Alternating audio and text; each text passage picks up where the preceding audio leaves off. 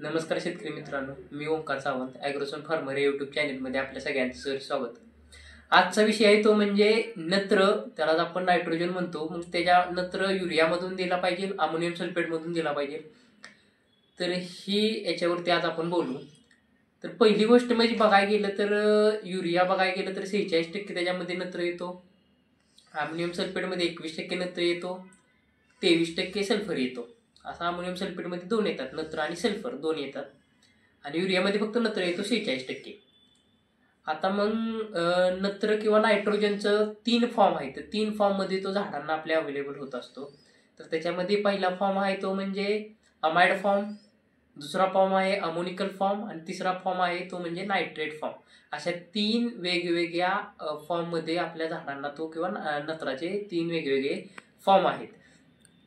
मग आता याच्यानंतर बघायला गेलं तर मग युरियामध्ये काय असतं, तर युरियामध्ये अमाइड फॉर्ममधला त्या ठिकाणी नत्र येत असतोय. त्याच्यानंतर दुसरं अमोनियम सल्फेट बघायला गेलं त्याच्यामध्ये अमोनिकल फॉर्ममधला नत्र त्या ठिकाणी अवेलेबल असतोय.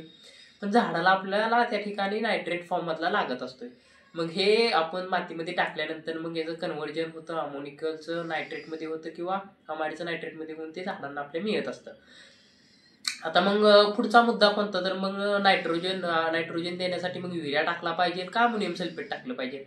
तर आता प्रामुख्याने बघायला गेलं तर पहिली गोष्ट आहे ती म्हणजे सामू जमिनीचं, जिथं जमीन चुनखडीयुक्त आहे किंवा ज्या जमिनीमध्ये चुनखडी जास्त आहे किंवा चोपण जमीन आहे त्या ठिकाणी एक पीएचचं प्रमाण जास्त असतं किंवा त्याला सामू पण जास्त असतो, 7.5 पेक्षा किंवा 7 पेक्षा जास्त असतो. मग तिथं युरिया आपला काम करत नाही. मग तिथं काय लागतं आपल्याला, तर तिथं अमोनियम सल्फेट लागत असते. म्हणून तिथं अमोनियम सल्फेट दिलं पाहिजे आपण. ज्या मातीचा सामू 6.5 ते 7.5 आहे तिथं आपण नायट्रोजनसाठी युरियाच दिला पाहिजे. कारण युरिया त्या सामूच्या रेंजमध्ये त्या ठिकाणी चांगला अवेलेबल होत असतोय. मग आता युरिया देत असताना तुम्ही तिन्ही हंगामामध्ये देऊ शकताय. मग तुम्ही पावसाळा असेल, हिवाळा असेल, उन्हाळ्यात देऊ शकताय. पण जो आपला अमोनियम सल्फेट आहे तो हिवाळ्यामध्ये दिला पाहिजे. मग आता त्याच्यामध्ये पुढचा मुद्दा कोणता येतोय, तर मग समजा युरिया तुम्ही दिला तर युरिया लगेच पिकाला लागू होतो किंवा समजा 50% लागू होतो. मग राहिलेला काय होतं, त्याचं ऑक्साईड फॉर्ममध्ये तयार होऊन त्याच्यामध्ये कार्बनचं प्रमाण असतं नायट्रोजनमध्ये आणि ते ऑक्साईड फॉर्ममध्ये तयार होऊन त्याचा कार्बन डायऑक्साईड तयार होऊन तो उडून जात असतोय.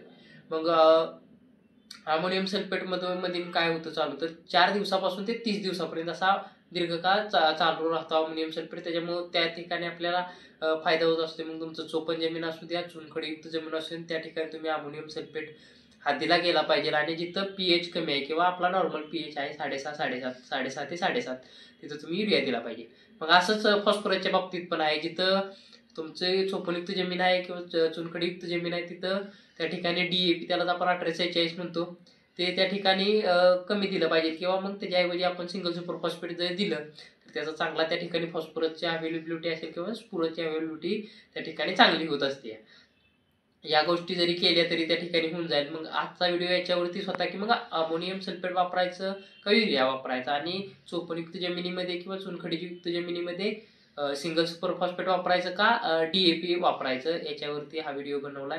हा व्हिडिओ तुम्हाला कसा वाटला ते कमेंट सेक्शनमध्ये सांगा. व्हिडिओला लाईक करा, तसेच सबस्क्राईब करा. तुम्ही जर इंस्टाग्राम वापरत असाल तर ॲग्रोसन फार्मर या इंस्टाग्राम पेजला तुम्ही फॉलो करा.